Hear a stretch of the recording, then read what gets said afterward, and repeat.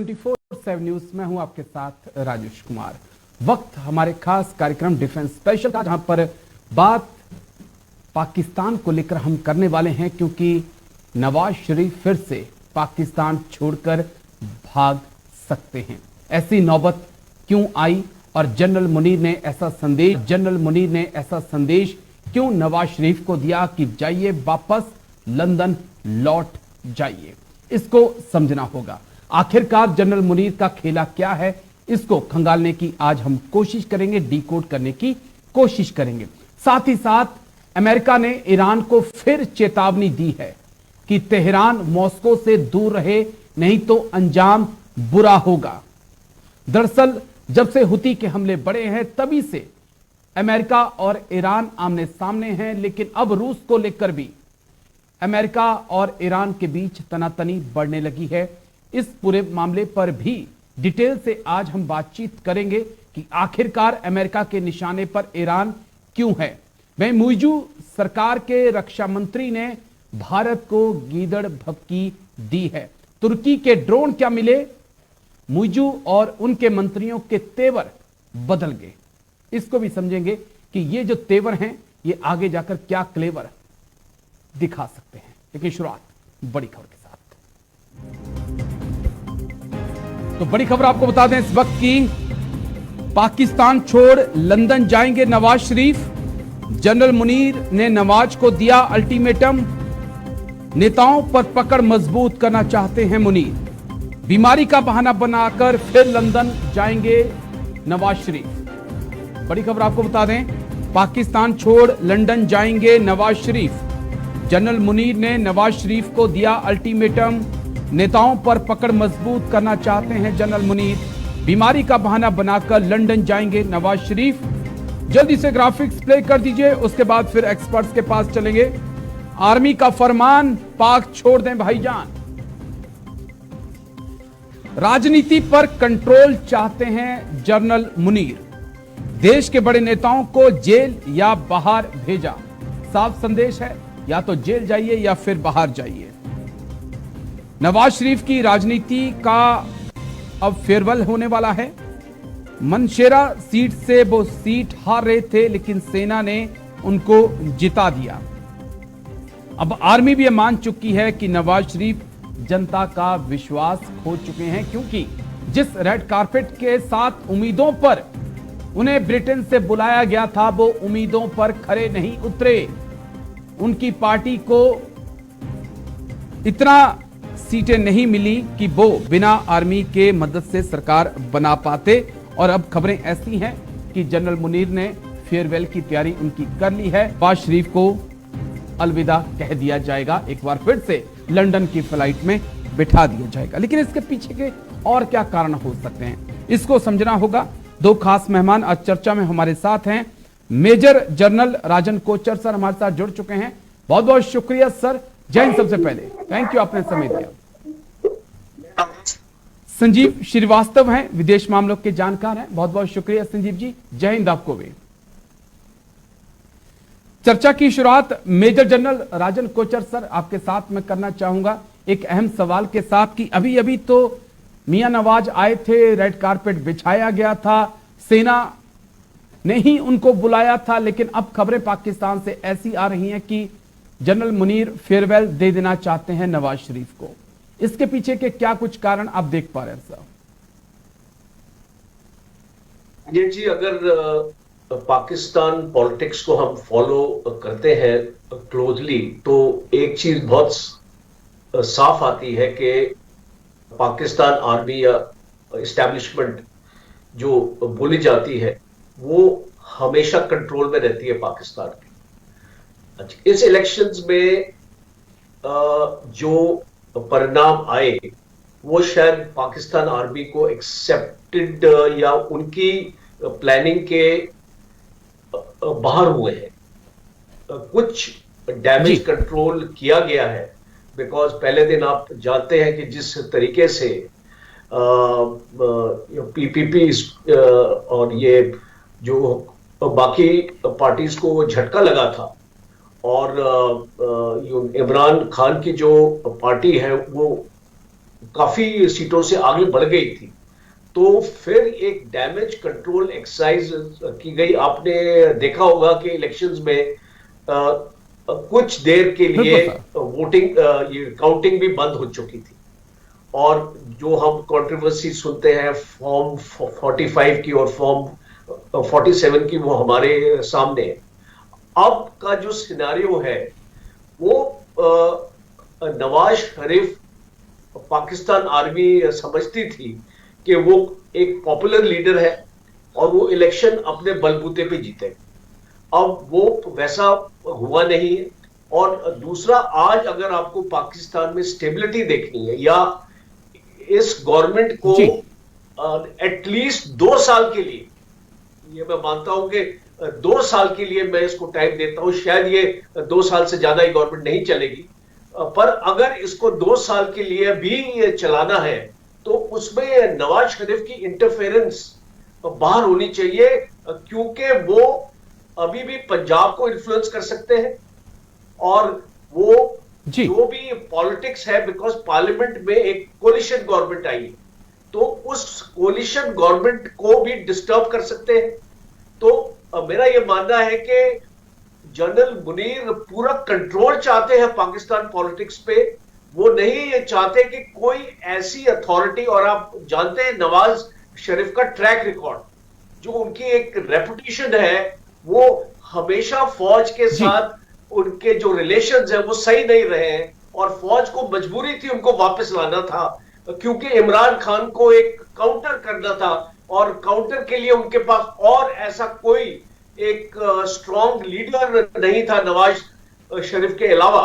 तो इसीलिए मुझे ये लगता है कि जनरल मुनीर नहीं चाहेंगे कि वो यहां बैठ के अपने दांव पे चले, और वो लंदन प्लान जो बोला जा रहा था वो पार्ट 2 जी यू फेल हो चुका है। ठीक है सर। संजीव जी मैं आपके पास आ रहा हूं। एक चीज तो सर ने बड़ी अहम कही कि कहीं ना कहीं जनरल मुनीर नवाज शरीफ को भी आने वाले वक्त में अपने लिए खतरा मान रहे हैं। क्या वो कारण हो सकता है? और क्योंकि शहबाज शरीफ के अंदर वो लीडरशिप क्वालिटी नहीं दिखी जब वो प्रधानमंत्री थे, तो क्या जनरल मुनीर वाकई में रिमोट से शहबाज को और पूरे पाकिस्तान को चलाना चाहते हैं? लेकिन एक सवाल और बड़ा अहम, क्योंकि जब नवाज शरीफ आए थे, शहबाज शरीफ प्रधानमंत्री बने, तो इस बात के कयास थे, चर्चाएं तेज थी कि भारत और पाकिस्तान के संबंधों को सुधारने की एक पहल हो सकती है, क्योंकि इससे पहले भी अटल जी के टाइम में, प्रधानमंत्री मोदी के टाइम में यह पहल हो चुकी है। तो उम्मीद की जा रही थी। क्या उन उम्मीदों पर भी पानी फिर जाएगा? और क्या वाकई में जो आर्मी चीफ है मुनीर वो नहीं चाहते, इसलिए बैक टू लंदन जाइए आप? मेरे असेसमेंट के मुताबिक ये जो पाकिस्तान में पूर्व प्रधानमंत्री नवाज शरीफ अगर वो लंदन वापस जाने के बारे में योजना बना रहे हैं, तो ये एक कवर अप प्लानिंग का हिस्सा है। जो पूरा एक जो ड्रामा, जो पॉलिटिकल ड्रामा अभी पाकिस्तान में हुआ है, और जिसमें कि फिर से पाकिस्तान की आर्मी और आईएसआई ने शहबाज शरीफ को वहां का प्राइम मिनिस्टर सेलेक्ट किया और उन्हें सत्ता पर बैठा दिया। ये सिलेक्शन इलेक्शन के पहले ही हो चुका था राजेश जी, मैं कहना चाहता हूं, क्योंकि अगर ये फ्री एंड फेयर इलेक्शंस हुए होते तो अभी आज वर्तमान समय में इमरान खान पाकिस्तान के प्रधानमंत्री होते। और पाकिस्तान की आवाम ने जो मैंडेट दिया था उसके साथ छल किया गया है, उसके साथ धोखा हुआ है।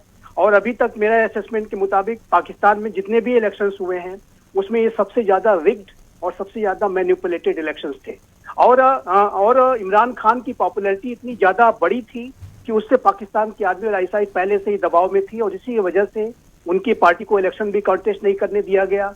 उनके जो इलेक्शन सिंबल क्रिकेट बैट को भी उनसे छीन लिया गया, और उनके जाहिर है कि कुछ एफिलिएट्स ने इंडिपेंडेंटली इलेक्शंस लड़े, और उस इलेक्शंस में भी धांधली हुई और उन्हें भी ठीक तरीके से सीटें नहीं जीतने दी गई।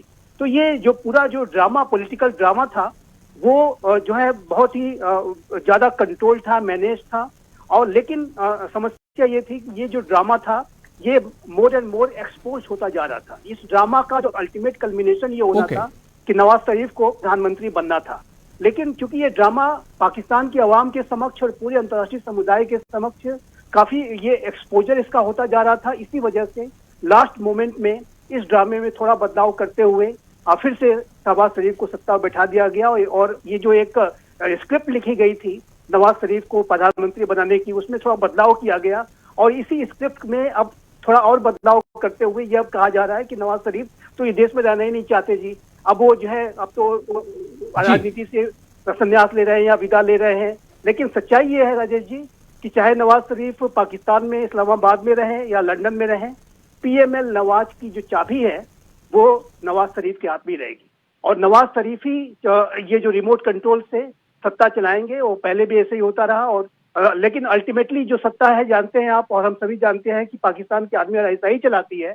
लेकिन ये जो नवाज शरीफ और पीएमएल-एन के जो अफेयर्स है या इस जो सरकार जो बनी है उसके जो अल्टीमेट डिसीजंस हैं उसमें नवाज शरीफ का एक बड़ा शे रहने जा रहा है और वो डिफैक्टो जो है वहां से लंदन से बैठ करके निर्णय लेंगे। भारत और पे क्या असर पड़ेगा? सर मुझे एक ब्रेक पे जाना, लेकिन उससे पहले संजीव जी मैं समझना चाहता हूं भारत पाकिस्तान रिश्तों का आगे क्या होगा, अगर 1 मिनट में आपसे जवाब जानना चाहूं तो।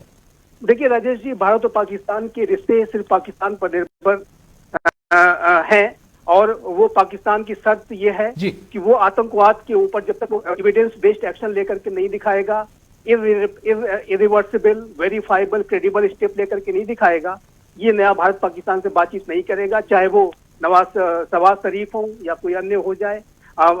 ये जो भारत की शर्त है, इस नए भारत की, इस बदले हुए भारत की, प्राइम मिनिस्टर मोदी के नेतृत्व की इस भारत की जो ये शर्त है वो नहीं बदलने वाली। मुझे नहीं लगता कि जब तक पाकिस्तान आतंकवाद के विरुद्ध एविडेंस बेस्ड एक्शन लेकर के जब तक वो नहीं दिखाता तब तक कोई बातचीत की संभावना नहीं है। तालियां दोनों हाथ से बजती हैं राजेश जी, सिर्फ पाकिस्तान के चाहने से नहीं होगा, पाकिस्तान को अपनी शर्त पूरी करनी होगी, तभी भारत की तरफ से भी कोई पहल की जाएगी।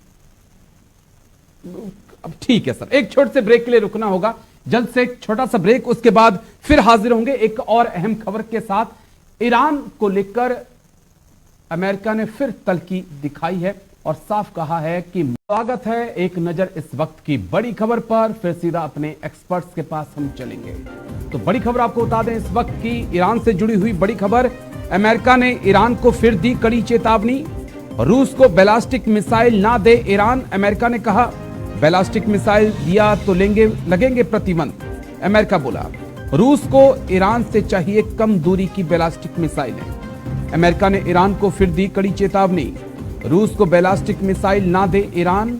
अमेरिका बोला बैलिस्टिक मिसाइल दिया तो लगेंगे प्रतिबंध। रूस को ईरान से चाहिए कम दूरी की मिसाइलें। ग्राफिक्स के जरिए जल्दी से जानकारी आपको दे दें।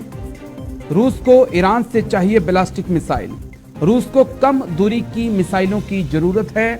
ईरान पहले भी रूस को दे चुका है ड्रोन। अमेरिका बोला डील पर हमारी भी नजर रहेगी। ईरान पर प्रतिबंध लगा सकता है अमेरिका, ईरान एयरलाइंस पर लग सकते हैं प्रतिबंध अगर ये डील आगे बढ़ती है। लेकिन समझना चाहेंगे 2-3 सवाल बड़े अहम हैं। मेजर जनरल राजन कोचर सर, आपके पास में आऊंगा। बैलिस्टिक मिसाइलों को लेकर रूस चाहता है कि तेहरान कुछ मिसाइलों की सप्लाई करे, कोई डील कर ली जाए। हम कैसे देखें रूस की इस वक्त जो रूस के अंदर हालात हैं? इससे पहले तमाम ड्रोन ईरान की तरफ से लिए गए, फिर ऐसी खबरें भी आई कि नॉर्थ कोरिया से भी कई हथियार जो हैं वो रूस गए हैं। मिसाइलें भी रूस को ईरान से चाहिए। किस प्रकार से इस नेक्सस को देखें? राजेश जी, एक चीज बहुत क्लियर है, अगर रशिया यूक्रेन की लड़ाई को अगर हम देखें, ये लड़ाई और आगे कब तक चलेगी? तो मान के चलिए कि ये लड़ाई रुकने वाली नहीं है। अगर लोग ये समझते हैं कि 1 साल में खत्म हो जाएगी, गलत फहमी होगी। और जो डिफेंस इकोसिस्टम है आज रशिया में, जिस तरीके से मैन्युफैक्चर रशिया का हो रहा है, उस तरीके से रशिया 2 चीजें अपने सामने रख रहा है। एक वॉर वेस्टेज रिजर्व हम बोलते हैं, हमारी इंडियन आर्मी भी रखती है, आप जानते हैं। ये वॉर वेस्टेज रिजर्व को रशिया छूना नहीं चाहते हैं। वो अपने जो भी उनके जो रिजर्व्स हैं वो उसको वहीं पे बेकरार रखना चाहते हैं। और इस लड़ाई में जो भी हथियार या एमुनिशन या उसको मिसाइल्स रशिया को अगर इसको जरूरत पड़ रही है तो वो या तो चाइना के साथ ले रहे। ऑलरेडी चाइना ने रशिया की मदद की है, जो ये एक ओपन इसमें ये जानकारी नहीं है बट ऑथेंटिक इंफॉर्मेशन है। दूसरा, ईरान जी जो लो range short range ballistic missiles है वो उसमें काफी काबिलियत रखता है, एक चीज। दूसरी चीज के जिस कॉस्ट पे रशिया को वो मिसाइल मिलेंगे वो एक कॉम्पिटिटिव कॉस्ट होगा जो रशिया अफोर्ड कर सकता है।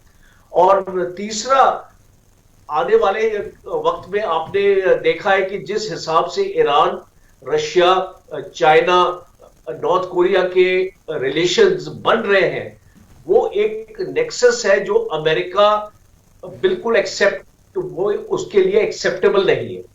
और तीसरा, जो आज मिडल ईस्ट की सिचुएशन को अगर आप देखें तो अगर ईरान रशिया को मिसाइल देगा तो रशिया से भी न्यूक्लियर टेक्नोलॉजी वो हासिल कर सकता है।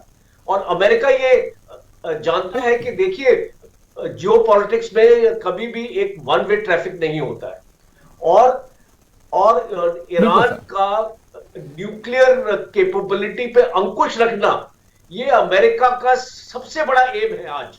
अगर ईरान, जैसे बोलते हैं कि ईरान के पास कैपेबिलिटी आ चुकी है कि वो न्यूक्लियर वॉरहेड्स बना सकते हैं, और जिस दिन अगर हमको पुख्ता इंफॉर्मेशन मिलेगी कि ईरान के पास न्यूक्लियर वॉरहेड्स, तो आप देख सकते हैं कि पूरा आपका मिडिल ईस्ट अमेरिका के कंट्रोल के बाहर चला जाएगा। तो इसीलिए ये बहुत अमेरिका के लिए ये बहुत इंपॉर्टेंट है कि इस तरीके की डिफेंस डील्स ये दोनों देशों के बीच में ना हो। बिकॉज जितनी भी ऐसी डील्स होती है आप जानते हैं उसमें एक अंडरस्टैंडिंग होती है, स्ट्रेटेजिक पार्टनरशिप होती है, और एक दूसरे को मदद करने के लिए एक प्लान इसको आगे इसको बनता है और की जाती और आपने ठीक है ईरान इलेक्शन, बस एक लास्ट पॉइंट है आपकी नजर में, ईरान के इलेक्शन पे भी मैं इसको डालना चाहता हूं जो हाल ही में हुए हैं। और आपने देखा है कि ओनली 41% वोटर टर्नआउट हुआ इस इलेक्शन में। सबसे पुअर रिकॉर्ड है ये टर्नआउट का। एक शैम कंजर्वेटिव गवर्नमेंट आज ईरान में है और वो एक खतरे का सिग्नल है अमेरिका के। ठीक है सर। संजीव जी, मैं आपके पास आ रहा हूं। संजीव जी, एक चीज जो समझना चाहूंगा आपसे कि अमेरिका कह तो रहा है कि मैं प्रतिबंध लगा दूंगा, अमेरिका के प्रतिबंधों का क्या असर पड़ता है सर? यूरोप के ऊपर लगाए, माफ करिए रूस के ऊपर लगाए, रूस की अर्थव्यवस्था पटरी पे है, बड़े अच्छे से चल रही है। ईरान के ऊपर ऑलरेडी कई प्रतिबंध लगा रखे हैं, ईरान की अर्थव्यवस्था भी पटरी पे है, बड़े मजे से चल रही है। नॉर्थ कोरिया पे तो प्रतिबंधों की भरमार है, लेकिन उसके बाद भी नॉर्थ कोरिया के लोग खुश हैं और किम जोंग उन जमकर बैलिस्टिक मिसाइलें भी चला रहे हैं, परमाणु परीक्षण भी कर रहे हैं और टैंकों के जरिए ताकत भी दिखा रहे हैं। तो क्या वाकई में अमेरिका के प्रतिबंधों में कोई दम बचा है या सिर्फ अब हवा हवाई रह गया है साहब? देखिए राजेश जी, प्रतिबंधों का जो प्रभाव है वो रिजीम्स पे पड़ता है, इसमें कोई दो राय नहीं है। यदि आप नॉर्थ कोरिया और ईरान के नेताओं से बात करें, वहाँ के पॉलिसी मेकर्स से बात करें, तो उनकी सबसे पहली डिमांड ये रहती है, जब कभी भी ये अमेरिका के साथ या वेस्टर्न कंट्रीज के साथ नेगोशिएशन में जाते हैं, कि उनके ऊपर प्रतिबंध कब हटाए जाएंगे, कितने हटाए जाएंगे। नॉर्थ कोरिया भी पहले यही डिमांड रखता था, और सच बताए तो नॉर्थ कोरिया के और ईरान दोनों की सबसे बड़ी और महत्वपूर्ण शर्त यही होती है नेगोशिएशंस में कि उनके ऊपर प्रतिबंध हटाए जाए। और ये जो प्रतिबंध है, अमेरिका ने बहुत ही बड़े और सख्त प्रतिबंध लगाए हैं। अमेरिका के पूर्व राष्ट्रपति डोनाल्ड ट्रंप ने तो एक मैक्सिमम प्रेशर कैंपेन चलाया था, जिसके अंतर्गत ईरान को पूरी इंटरनेशनल इकोनॉमी से काट देने की कवायद की गई थी। यहाँ तक कि सभी राष्ट्रों को अपना जो तेल का जो आयात था ईरान से बिल्कुल जीरो तक कर देना पड़ा था, और जाहिर है कि इसका एक बड़ा असर ईरान की जो आवाम है, जो नॉर्थ कोरिया की जो जनता है उसके ऊपर पड़ता है। वहाँ के लोग जाहिर है कि बेहद उससे प्रभावित होते हैं। लेकिन ये सच है कि जो रिजीम्स के जो लीडर्स हैं, मिलिट्री लीडर्स हो, पॉलिटिकल लीडर्स हो, टॉप लीडरशिप हो, टॉप ब्रास हो, उसके ऊपर कोई असर नहीं पड़ता। वो अपनी जो है गीदड़ भपकियां देने के लिए कभी बैलिस्टिक मिसाइल्स का टेस्ट करते हैं, कभी वो पार्टनरशिप्स अलायंसेस में जाने की कोशिश करते हैं। लेकिन जहां तक प्रतिबंधों की बात है, सैंक्शंस की बात है, तो ये सैंक्शंस जरूर रिजिम्स के ऊपर दबाव बनाते हैं, इसमें कोई दो राय नहीं है। और इसी वजह से अमेरिका समय समय पर इसकी धमकियां दिया करता है, या अंतर्राष्ट्रीय समुदाय यूएन के द्वारा भी सैंक्शंस लगाए जाते हैं, यूएन सिक्योरिटी काउंसिल के द्वारा भी सैंक्शंस इंपोज किए जाते हैं। लेकिन इतना कहने के बाद मैं ये अवश्य कहूंगा कि वर्तमान समय में जिस तरीके से अंतर्राष्ट्रीय स्थितियां बन रही हैं, विश्व में एक नया पोलराइजेशन बन रहा है। एक तरफ आप देखिए तो China, Russia, Iran, north Korea, Syria, Belarus जैसे राष्ट्र एक तरफ आते हुए दिखाई दे रहे हैं। वहीं दूसरी तरफ अमेरिका और अमेरिका के कुछ जो अपने एलाइज हैं और कुछ जो उसके पार्टनर्स हैं, वो एक खेमे में दिखाई देते जा रहे हैं। महाशक्तियों के बीच में जो आर्म्स कंट्रोल को लेकर के जो रिजीम्स थी, चाहे वो intermediate range nuclear force treaty रही हो, चाहे वो अब न्यू स्टार्ट ट्रीटी हो, वो सभी खतरे में दिखाई दे रही हैं।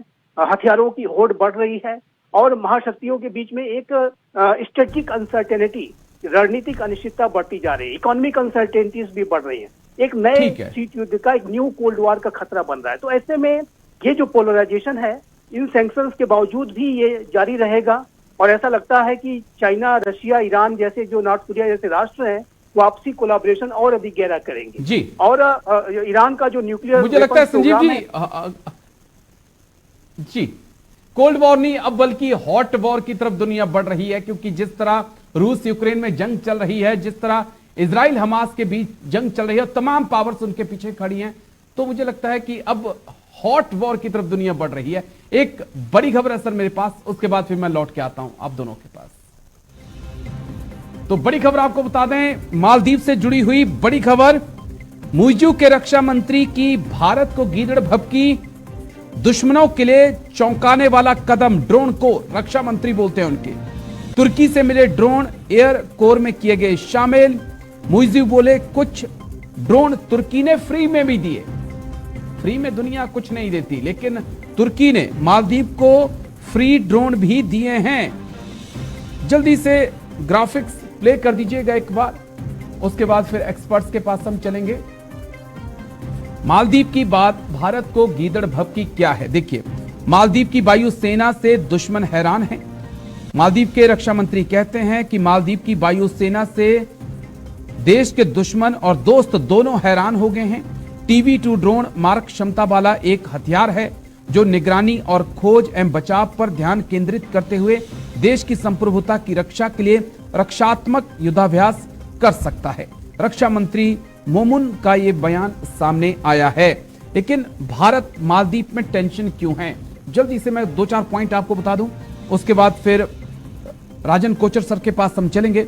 मुइजू ने चलाया था इंडिया आउट अभियान, भारत के खिलाफ जहर घोला राष्ट्रपति मुइजू ने और फिर जीत कर आए। राष्ट्रपति बनकर तुर्की और चीन का दौरा किया, भारत के सैनिकों को हटाने के लिए कहा, चीन के साथ गुपचुप डिफेंस डील भी की, तुर्की के ड्रोन को भारत सीमा पर तैनात किया। तुर्की पाक चीन का मोहरा बन गए हैं क्या मुइजू, ये समझना होगा। और सीधा हम एक्सपर्ट्स के पास चल रहे हैं। मेजर जनरल राजन कोचर सर, मैं आपके पास आ रहा हूं, किस प्रकार से हम तुर्की भारत के रिश्तों को देखें। माना जा रहा था कि सब कुछ नॉर्मल हो जाएगा, लेकिन मुइजू ने जो रास्ता पकड़ा है वो उस रास्ते में कहां तक जाना चाहते हैं, अंदाजा लगाना फिलहाल मुश्किल लग रहा है सर।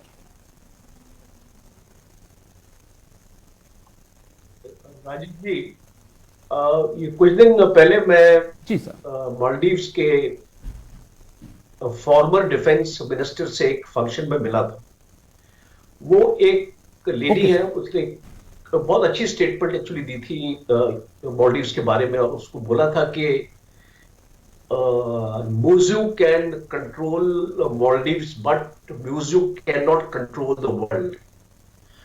तो अभी आप जो देख रहे हैं मालदीव्स में जो सिचुएशन बन के आ रही है वो इसमें चाइना का बहुत एक बड़ा इसमें रोल है।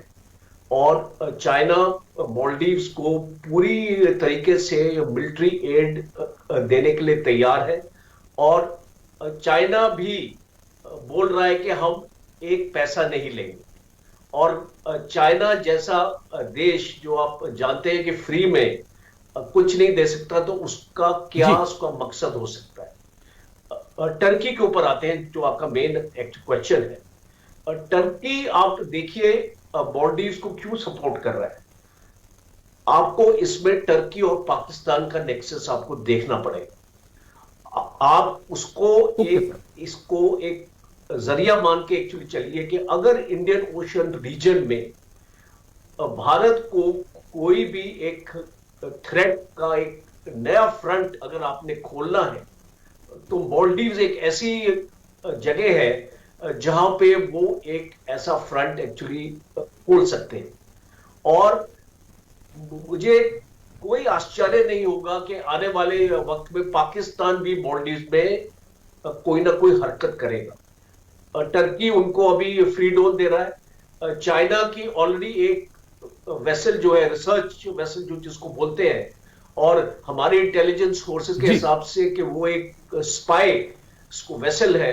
और जब आपने इसको देखा होगा, जब हमारा अग्नि का जो टेस्ट हुआ था उसको भी चाइना की इस वेसल के थ्रू इसको सर्वेलेंस किया गया था। तो मेरा ये मानना है कि मैं मालदीव्स को कटार के साथ एक्चुअली कंपेयर इसलिए मैं इसको करना चाहता हूं आपके प्रोग्राम में। कटार सारे टेररिज्म को सपोर्ट करता है मिडिल ईस्ट में, फिर भी अमेरिका उसको एक अच्छा देश मानता है और अमेरिका का वहां पे मिलिट्री बेस है। आने वाले वक्त में आप देखेंगे कि मालदीव भी कतार की तरह एक चाइना का मिलिट्री बेस वहां स्टैब्लिश होगा। और इसीलिए मैं बार बार ये चीज बताना अपना चाहता हूं कि हमको हमारे जो नेवल बेसिस है, लक्षद्वीप हो गया और आपका अंडमान हो गया और आपका कार निकोबार हो गया, हमको अपने ये जितने भी नेवल बेसिस है हमको इनको स्ट्रेंथन करने पड़ेंगे, क्योंकि आने वाली की जो चाइना से थ्रेट है वो हमको line of actual control Ladakh से नहीं आने वाली है, वो हमको इंडियन ओशन से आएगी। और इसीलिए मैं ये मानता हूं कि अभी जो मालदीव में हो रहा है वो काफी चिंताजनक है और भारत को इसका संज्ञान है। और हम अपनी कोशिश, अब हमारी कैपेबिलिटी जो हमारी इंडियन ओशन रीजन में है, हम उसमें लगे हुए हैं उसको बेहतर करने के। ठीक है संजीव जी, क्या ये एक नेक्सस है तीन देशों का, जिसमें हम तुर्की को रख लें जो हमेशा भारत के खिलाफ रहा, चीन जिसका भारत के साथ विवाद चल रहा है, पाकिस्तान जो जब से पैदा हुआ है तब से ही भारत को अपना दुश्मन समझता है, और क्या इन तीनों के हाथों में इस वक्त मालदीव के राष्ट्रपति खेल रहे हैं? क्या वो भूल रहे हैं कि इतिहास गवाह है कि जब भी उनको जरूरत पड़ी भारत सबसे पहले खड़ा हुआ, और आने वाले वक्त में भी जब भी जरूरत पड़ी तो बीजिंग नहीं आएगा, तुर्की नहीं पहुंचेगा, उससे पहले ये बड़ा भाई हिंदुस्तान ही पहुंचेगा। जी जी बिल्कुल। देखिए राजेश जी, चाइना, पाकिस्तान और टर्की का ये जो नेक्सस है, ये निसंदेह अगर ये सॉलिडिफाई होता है तो ये भारत के लिए बड़ी चुनौती प्रस्तुत करेगा। और ये निसंदेह जो वहां पर अभी वर्तमान में मोइजू की सरकार के द्वारा जो स्टेप लिए जा रहे हैं वो गलत स्टेप हैं, वो और रॉन्ग डायरेक्शन में लिए जा रहे स्टेप्स हैं।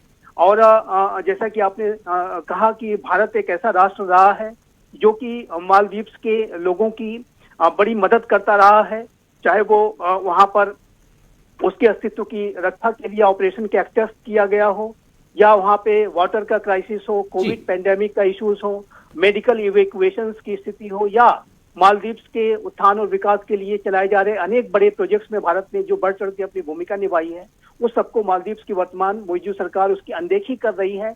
और जाहिर है कि मालदीव्स की ये जो सरकार है गलत रास्ते पे है। वो इंडिया भारत को अपने घरेलू राजनीति में एक मुद्दा बना करके वो सर्टेन वहाँ के जो एक पॉलिटिकल वेस्टेड इंटरेस्ट हैं उनको पूरा करना चाहती है। वो सर्टेन जो सेक्शंस हैं जो कि भारत के विरुद्ध अप्रोच रखते हैं उनको वो अपीच करना चाहती है। और यहाँ पर मैं ये भी कहना चाहूंगा कि चाइना का तो अप्रोच मोइजू का दिखाई ही देता है। साथ ही साथ मोइजू की जो सरकार है वहां पर कुछ रेडिकल जो हार्डकोर इस्लामिक जो मानसिकता रखने वाले जो एलिमेंट्स हैं उनको भी वो अपीच करना चाहती है। और रेडिकल एलिमेंट्स मालदीव की सोसाइटी में वहाँ के पॉलिटिकल एस्टेब्लिशमेंट में है, इसमें कोई दो राय नहीं है। और उनको भी अपीच करने की नीति है और इसी वजह से वो टर्की की तरफ कदम बढ़ा रहे हैं। जहां तक टर्की का प्रश्न है, टर्की के राष्ट्रपति रेसेप तैयब एर्दोगान मुस्लिम वर्ल्ड का एक नया लीडर बनना चाहते हैं, नया खलीफा बनना चाहते हैं और इस प्रक्रिया में वो तमाम राष्ट्रों को अब लुभाने की कोशिश करते हैं और इसी वजह से वो मालदीव की तरफ कदम बढ़ा रहे हैं। और चाइना की प्रवृत्तियां तो हम जानते ही हैं, पाकिस्तान की जो प्रवृत्तियां तो भारत के विरुद्ध होती हैं। तो ये जो एक नेक्सस है चाइना, पाकिस्तान और टर्की का, ये बन सकता है और इसके ऊपर भारत को वॉच रखनी होगी। लेकिन इतना मैं अवश्य कहना चाहूंगा कि जो ये नया भारत है प्राइम मिनिस्टर मोदी के नेतृत्व का, उसे लगातार अपनी इस बात को इंश्योर करना होगा कि हमारी जो पोजीशन ऑफ स्ट्रेंथ है, हमारा जो डिफेंस पोस्चर है इंडियन ओशन रीजन में, वो और अधिक सशक्त बने और अधिक मजबूत बने। चाहे लक्षद्वीप हो, जैसा कि मेजर जनरल राजन कोचन साहब ने कहा कि जो कार निकोबार है, हमारी जो जितने भी लोकेशंस है वहां पर, लक्षद्वीप है, वहां पर सभी को यूटिलाइज करते हुए, मैक्सिमम यूटिलाइज करते हुए हमें अपने पोजीशन ऑफ स्ट्रेंथ को डेवलप करना होगा। इस तरीके के जो नेक्सस को पोजीशन ऑफ स्ट्रेंथ के साथ ही डील किया जा सकता है और इसके लिए हमें अपनी पूरी तैयारियां करके रखनी होगी। साथ ही साथ मालदीव के साथ वहां के मेरा आखिरी सवाल के साथ एंगेजमेंट बनाए रखना होगा। ठीक है, 1 मिनट सर मेरे पास बचा है। मेजर जनरल राजन कोचर सर, हाल ही में हमने साउथ इंडिया में, खासकर केरला में और भी आसपास एक मिलिटेंसी के प्रति एक झुकाव देखा है, खासकर आईएस अलकायदा के लिए। क्या एक सेंटर के तौर पे पाकिस्तान मालदीव का इस्तेमाल करके इस तरफ भावनाओं को भड़काने का काम करेगा? क्या इस एंगल से चीजों को अब देखा जाना चाहिए सर?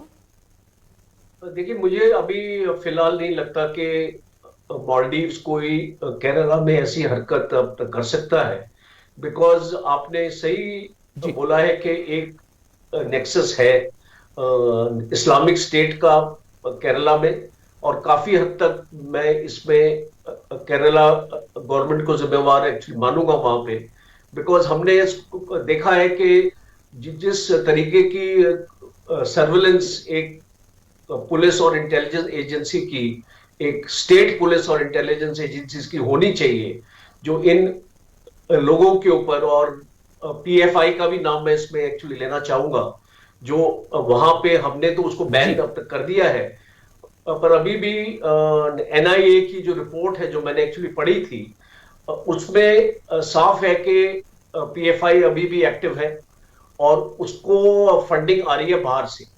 और एक आने वाले वक्त में मालदीव्स का भी एक चैनल आपका बन सकता है कि उस चैनल से भी फंडिंग अगर इन लोगों के पास आती है तो वो भारत में इंस्टेबिलिटी का एक सिचुएशन बना सकते हैं। तो हमको इस स्टेज में हम कोई प्रोबेबिलिटी को रूल आउट नहीं कर सकते, हमको चौकन्ना अपना रहना पड़ेगा, हमारी इंटेलिजेंस तैयार रहना होगा हर हालात के लिए। क्योंकि सर एक चीज और भी है, क्योंकि आईएस में खुद मालदीव के भी कई युवा शामिल हुए थे, तो ये एक और चिंता का कारण हो सकता है। लेकिन बहुत बहुत शुक्रिया आप दोनों खास मेहमानों का, मेजर जनरल राजन कोचर सर बहुत बहुत शुक्रिया, संजीव जी आपका भी बहुत बहुत शुक्रिया मेरे साथ खास चर्चा में जुड़ने के लिए। तो डिफेंस स्पेशल में वक्त छोटे से ब्रेक का, ब्रेक के बाद बात ग्लोबल ब्रेकिंग के जरिए दुनिया भर की बड़ी खबरों की। छोटा सा ब्रेक, चर्चा।